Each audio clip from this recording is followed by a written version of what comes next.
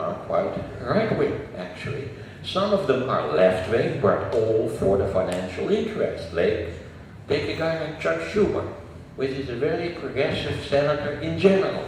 But as soon as it comes to regulating the financial industry, he is against everything because he's from the state of New York. And he is dependent on big donors at the Wall Street Bank. So making laws is a very complicated process. And then, of course, you've got thousands, tens of thousands of lobbyists pumping money into the system, trying to keep the lawmaking to the course that they actually like, or that their paymasters actually like. So, and there was not a big mandate. I don't think so.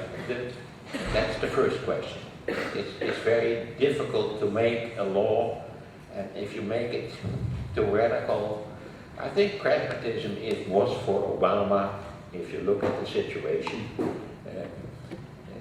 In general, let's end that. In general, the power of the presidency is enormously overrated, and especially in domestic politics, the power of the presidency is enormously overrated. There is also the Supreme Court. Who took care of Bush Jr. and Florida? The Supreme Court. Made him president, actually. What did the Supreme Court just half a year ago? It said that money talks, that money is the same as free speech, actually. And that makes for these strange super PACs nowadays, that billionaires can just give tens of millions of dollars at a time and all these nutcases in the Republican Party. Look at Newt Gingrich, look at Rick Santorum, who are supported by billionaires who can give them, if they want to, $100 million without any problem at all. That's my answer to the first question. The Tea Party movement, you are right, where the Tea Party movement was much more than a kind of groundswell of emotion from very conservative, white, older Republicans. It was also organized and to some extent paid for by the same billionaires. Look at the Koch brothers, for example. All kind of billionaires with very, very right-wing views, willing to pump enormous amounts of money into an organization like the Tea Party. But the Tea Party would not have existed without the emotional energy. So it's two things at the same time. It's organization, it's money, it's this big army guy and all kind of organizations, but it's also resentment and emotional energy, because without the emotional energy, it wouldn't have become what it was. And maybe that's the only point of serious criticism of Obama, that he lost the rhetorical initiative, that the Tea Party, which represents not more than about 30% at the max of the American voters, that he lost the rhetorical initiative to the Tea Party in 2009. And that he has not used his great rhetorical talents as a president. He was always, as a president, a little bit professorial, maybe too pragmatic.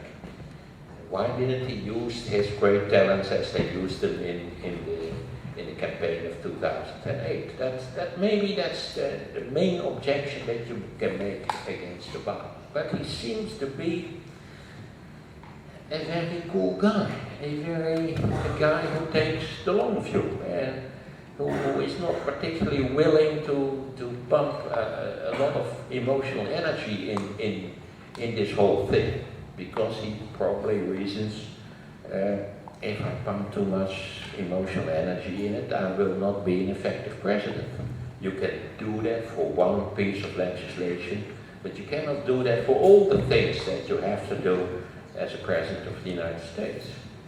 I once read, and I found that enormously interesting, I once read that Obama was very disappointed for what he could do as president, sitting behind the Lincoln desk and saying, well, the most powerful man in the world, and well, you know all these expressions about the American president, and there he was sitting and realizing that he didn't have the power that he had expected actually.